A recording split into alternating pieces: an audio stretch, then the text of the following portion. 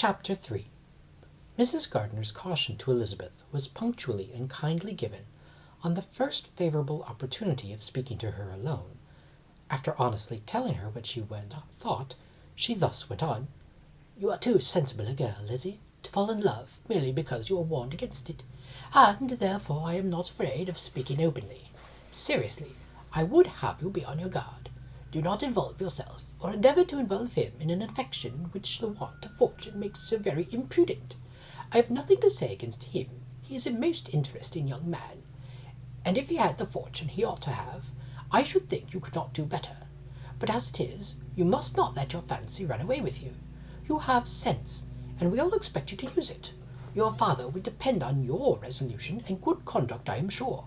You must not disappoint your father." "My dear aunt, this is being serious indeed." "Yes, and I hope to engage you to be serious likewise." "Well then, you need not be under any alarm. I will take care of myself and of Mr. Wickham too. He shall not be in love with me if I can prevent it. Elizabeth, you are not serious now." "I beg your pardon. I will try again. At present I am not in love with Mr. Wickham. No, I am certainly not. But he is, beyond all comparison, the most agreeable man I ever saw, and if he becomes really attached to me, I believe it will be better that he should not. I see the imprudence of it. Oh, that abominable Mr. Darcy! My father's opinion of me does the greatest honour, and I should be miserable to forfeit it. My father, however, is partial to Mr. Wickham. In short, my dear aunt, I should be very sorry to be the means of making any of you unhappy, but since we see every day that where there is affection, young people are seldom withheld by immediate want of fortune from entering into engagements with each other, how can I promise to be wiser than so many of my fellow creatures if I am tempted? Or how am I even to know that it would be wisdom to resist? All that I can promise you, therefore, is not to be in a hurry.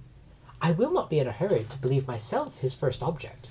When I am in company with him, I will not be wishing. In short, I will do my best. Perhaps it will be as well if you discourage his coming here so very often. At least you should not remind your mother of inviting him." "As I did the other day," said Elizabeth, with a conscious smile. "Very true, it will be wise in me to refrain from that. But do not imagine that he is always here so often. It is on your account that he has been so frequently invited this week. You know my mother's ideas as to the necessity of constant company for her friends. But really, and upon my honour, I will try to do what I think to be wisest, and now I hope you are satisfied." Her aunt assured her that she was, and Elizabeth, having thanked her for the kindness of her hints, they parted, a wonderful instance of advice being given on such a point without being resented. Mr. Collins returned into Hertfordshire soon after it had been quitted by the Gardiners and Jane, but as he took up his abode with the Lucases, his arrival was no great inconvenience to Mrs. Bennet. His marriage was now fast approaching, and she was at length so far resigned as to think it inevitable, and even repeatedly to say in an ill-natured tone that she wished they might be happy. Thursday was to be the wedding day, and on Wednesday Miss Lucas paid her farewell visit, and when she rose to take leave, Elizabeth, ashamed of her mother's ungracious and reluctant good wishes, and sincerely affected herself, accompanied her out of the room. As they went downstairs together, Charlotte said, "I shall depend on hearing from you very often, Eliza." "That you certainly shall. And I have another favour to ask. Will you come and see me? We shall meet often, I hope, in Hertfordshire. I am not likely to leave Kent for some time. Promise me, therefore, to come to Hunsford." Elizabeth could not refuse, though she foresaw little pleasure in the visit. "My father and Maria are to come to me in March," added Charlotte, "and I hope you will consent to be of the party.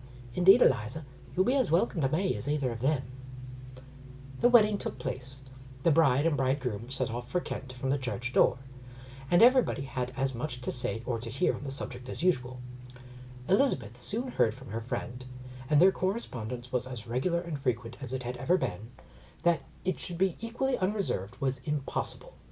Elizabeth could never address her without feeling that all the comfort of intimacy was over, and, though determined not to slacken as a correspondent, it was for the sake of what had been rather than what was. Charlotte's first letters were received with a good deal of eagerness. There could not but be curiosity to know how she would speak of her new home, how she would like Lady Catherine, and how happy she would dare pronounce herself to be, though when the letters were read. Elizabeth felt that Charlotte expressed herself on every point exactly as she might have foreseen. She wrote cheerfully, seemed surrounded with comforts, and mentioned nothing which she could not praise. The house, furniture, neighbourhood, and roads were all to her taste, and Lady Catherine's behaviour was most friendly and obliging. It was Mr. Collins's picture of Hunsford and Rosings, rationally softened, and Elizabeth perceived that she must wait for her own visit there, to know the rest. Jane had already written a few lines to her sister to announce their safe arrival in London, and when she wrote again, Elizabeth hoped it would be in her power to say something of the Bingleys. Her impatience for the second letter was as well rewarded as impatience generally is. Jane had been a week in town, without either seeing or hearing from Caroline. She accounted for it, however, by supposing that her last letter to her friend from Longbourn had by some accident been lost. "My aunt," she continued, "is going to-morrow into that part of town, and I shall take the opportunity of calling in Grosvenor Street." She wrote again when the visit was paid, and she had seen Miss Bingley. "I did not think Caroline in spirits," were her words, "but she was very glad to see me, and reproached me for giving her no notice of my coming to London. I was right, therefore. My last letter had never reached her. I inquired after their brother, of course. He was well, but so much engaged with Mr. Darcy that they scarcely ever saw him. I found that Miss Darcy was expected to dinner. I wish I could see her. My visit was not long, as Caroline and Mrs. Hurst were going out. I dare say I shall soon see them here." Elizabeth shook her head over this letter. It convinced her that accident could only discover to Mr. Bingley her sister's being in town. 4 weeks passed away, and Jane saw nothing of him. She endeavoured to persuade herself that she did not regret it, but she could no longer be blind to Miss Bingley's inattention. After waiting at home every morning for a fortnight, and inventing every evening a fresh excuse for her, the visitor did at last appear, but the shortness of her stay, and yet more, the alteration of her manner, would allow Jane to deceive herself no longer. The letter which she wrote on this occasion to her sister will prove what she felt. "My dearest Lizzie will, I am sure, be incapable of triumphing in her better judgment at my expense, when I confess myself to have been entirely deceived in Miss Bingley's regard for me. But, my dear sister, though that event has proved you right, do not think me obstinate if I still assert that, considering what her behaviour was, my confidence was as natural as your suspicion. I do not at all comprehend her reason for wishing to be intimate with me, but if the same circumstances were to happen again, I am sure I should be deceived again.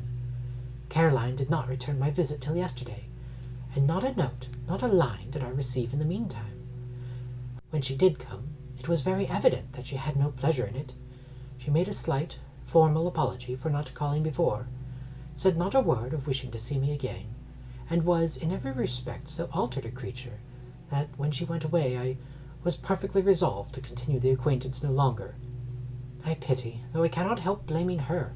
She was very wrong in singling me out as she did. I can safely say that every advanced intimacy began on her side, but I pity her because she must feel that she has been acting wrong, and because I am very sure that anxiety for her brother is the cause of it. I need not explain myself further, and though we know this anxiety to be quite needless, yes, if she feels it, it will easily account for her behaviour to me, and so deservedly dear as he is to his sister, whatever anxiety she may feel on his behalf is natural and amiable. I cannot but wonder, however, at her having such fears now, because if he had at all cared about me, we must have met long, long ago. He knows of my being in town, I am certain, from something she said herself, and yet it should seem by her manner of talking as if she wanted to persuade herself that he really is partial to Miss Darcy. I cannot understand it. If I were not afraid of judging harshly, I should be almost tempted to say that there is a strong appearance of duplicity in all this. But I will endeavour to banish every painful thought, and think only of what will make me happy, your affection, and the invariable kindness of my dear uncle and aunt. Let me hear from you again very soon. Miss Bingley said something of his never returning to Netherfield again, of giving up the house, but not with any certainty. We had better not mention it. I am extremely glad that you have had such pleasant accounts from our friends at Hunsford. Pray go to see them with Sir William and Maria. I am sure you will be very comfortable there. Yours, etc. This letter gave Elizabeth some pain, but her spirits returned as she considered that Jane would no longer be duped, by the sister at least. All expectation from the brother was now absolutely over. She would not even wish for any renewal of his attentions. His character sunk on every review of it, and as punishment for him, as well as a possible advantage to Jane, she seriously hoped he might really soon marry Mr. Darcy's sister, as, by Wickham's account, she would make him abundantly regret what he had thrown away. Mrs. Gardiner, about this time, reminded Elizabeth of her promise concerning that gentleman, and required information, and Elizabeth had such to send as might give contentment to her aunt than to herself. His apparent partiality had subsided. His attentions were over. He was the admirer of someone else. Elizabeth was watchful enough to see it all, but she could see it, and write of it without material pain. Her heart had been but slightly touched, and her vanity was satisfied with believing that she would have been his only choice had fortune permitted it. The sudden acquisition of £10,000 was the most remarkable charm of the young lady, to whom he was now rendering himself agreeable. But Elizabeth, less clear-sighted perhaps in his case than in Charlotte's, did not quarrel with him for his wish of independence. Nothing, on the contrary, could be more natural, and while able to suppose that it cost him a few struggles to relinquish her, she was ready to allow it a wise and desirable measure for both, and could very sincerely wish him happy. All this was acknowledged to Mrs. Gardiner, and after relating the circumstances, she thus went on: "I am now convinced, my dear aunt, that I have never been much in love, for had I really experienced that pure and elevating passion, I should at present detest his very name, and wish him all manner of evil. But my feelings are not only cordial towards him, they are even impartial towards Miss King. I cannot find out that I hate her at all, or that I am in the least unwilling to think her a very good sort of girl. There can be no love in all this. My watchfulness has been effectual, and though I should certainly be a more interesting object to all my acquaintance, were I distractedly in love with him, I cannot say that I regret my comparative insignificance. Importance may sometimes be purchased too dearly. Kitty and Lydia take his defection much more to heart than I do. They are young in the ways of the world, and not yet open to the mortifying conviction that handsome young men must have something to live on, as well as the plain.